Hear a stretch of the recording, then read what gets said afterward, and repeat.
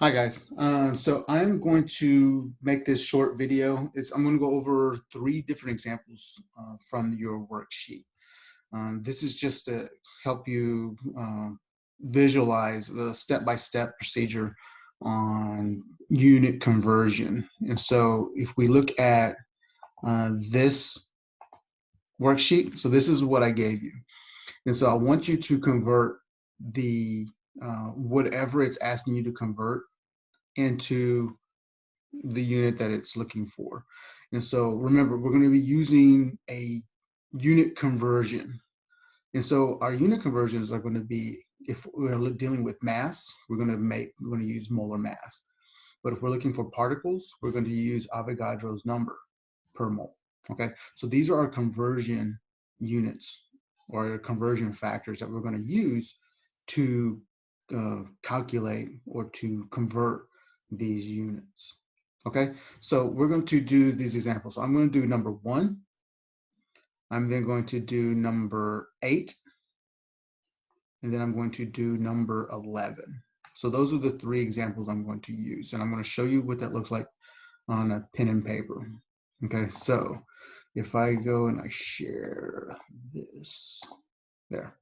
So let's take a look. So the very first, number 1 says, how many moles of sodium are in 42 grams of sodium? So look at what what it's asking. It's asking us to convert to moles from grams. So I know I'm going to be dealing with grams. So if I want to think about our different conversion factors, if you will write down those conversion factors. So if I'm dealing with mass, I'm going to use molar mass. And that's going to be grams per mole. Okay, if I'm dealing with volume, is I'm going to use Avogadro's law. So Avo's law, which says that 22.4 liters per mole.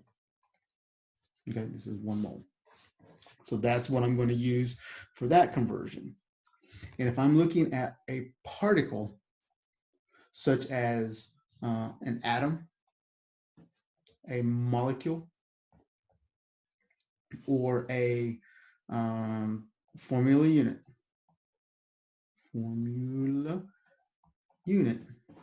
then I'm going to use Avogadro's number,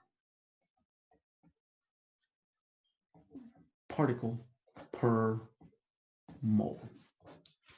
Okay, so those are my 3 conversion factors that I need to pay attention to or to think about and remember. So 42 grams converted into moles. So I'm going to use my molar mass. So let's go ahead and let's write this down. 42 grams of sodium. Put that over 1. We're going to multiply that by a conversion factor of some sort. That conversion factor is going to be the molar mass of sodium.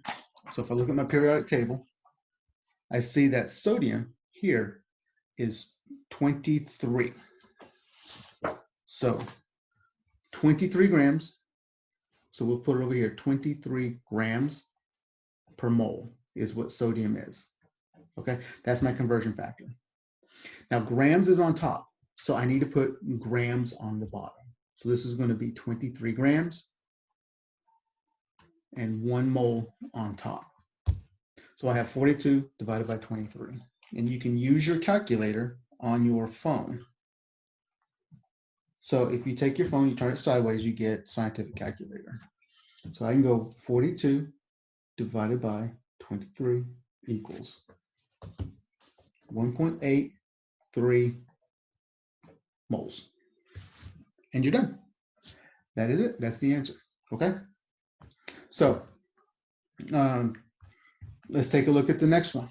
So it's asking me to go from molecules from grams or convert to molecules from grams. Now here we have an issue because I don't know what the grams to molecules is. But since I'm using grams, I need to figure out what's my molar mass of carbon monoxide. Carbon monoxide, so that's going to be 1C, 1 carbon, 1 oxygen. So if I look that up, 1 carbon is 12, So 12 plus 1 oxygen, which is 16. So that's going to equal 28 grams per mole. And that's going to be my molar mass. So let's convert this into moles first. So 52 grams of carbon dioxide times the molar mass. Remember, grams are on bottom, moles on top. So I have 28. That's going to equal, so I do my math. I go 52 divided by 28 gives me 1.86 moles. Now I need to convert moles into molecules. So put that over 1. And we're going to use Avogadro's number. So we're going to use this conversion factor, but we're going to convert it into molecules. So this here, so moles are going to go on the bottom, 1 mole. I'm going to put Avogadro's number on top. That's going to equal molecules, okay? Because this is molecules. That's going to cancel, just like my grams cancel. So I have to, if I look at my calculator, now pay attention to this on how I do this, because this is what you're going to want to do for scientific notation. So I go 1.86. That's that right there. I'm then going to multiply that by Avogadro's number. So I'm going to 6.02. Here's an EE. EE, that is my times 10, 23 equals. So that E is that times 10. So this answer is 1.12 times 10 to the 24th molecules of CO. And that's the answer. Okay, so it was a 2-step process. I couldn't go from grams to molecules, but I went from grams to moles and then moles to molecules. It's a 2-step process. Okay, so let's look at this last one. All right, so how many atoms of oxygen are in 1.25 moles of sulfur dioxide? So I'm not dealing with grams in any part of this, so I don't need the molar mass. So I don't need to calculate molar mass. So I'm going to put 1.25 moles of SO2, and I want to figure out how many molecules of this do I have. Okay, so how many molecules? And it's important to go molecules because this is only looking at atoms of oxygen. Okay, what I want to do is I want to look at how many atoms or how many molecules of this do I have. You know, I'll explain that here in just a second why. So 1 mole, Avogadro's number, molecules of sulfur or sulfur dioxide. Again, 1.25 times 6.02 EE 23 gives me 7.53 times 10 to the 23rd molecules.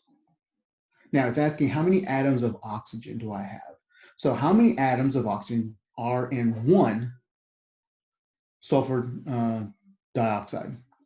There's 2 oxygens. So 2 oxygens.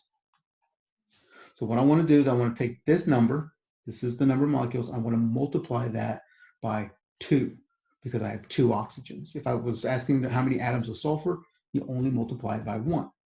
But since I have 2, multiply by 2. If it says how many atoms are total, then you have to multiply it by 3 because there's 3 total atoms. So this number times 2 oxygen atoms. So if I take my number times 2 equals 1.51 times 10 to the 24 atoms of oxygen. And that's it. You're done. So look at those, look at that step by step. Okay, always pay attention to what you have, what you're going to. If you have grams, For whatever you have, look at what conversion factor you're going to need to use. Okay, so take that information, look it over. Remember, your periodic table is going to be your friend. It's what's going to help you figure out your masses. Your calculator, you can use your calculator. That was unfortunate. There you go. Use your scientific calculator. Your scientific calculator allows you to see scientific notation. So EE is your times 10. So 6.02 times 10 to the 23rd is going to be your EE. Okay. So you can use your phone as a calculator. All right. You don't have to have your graphing calculator to be able to do these types of stuff. Your phone works just fine. So if you have any more questions on that, please don't hesitate to email me or yeah, just email me and we can set up a Zoom. I can do this with you. We can go step by step on some of these problems if you have issues. So try to work through the worksheet. Next week, we're going to be talking about percent composition, but we should be getting to a point where we're almost done with this math stuff. So good luck. Have fun, guys. Bye.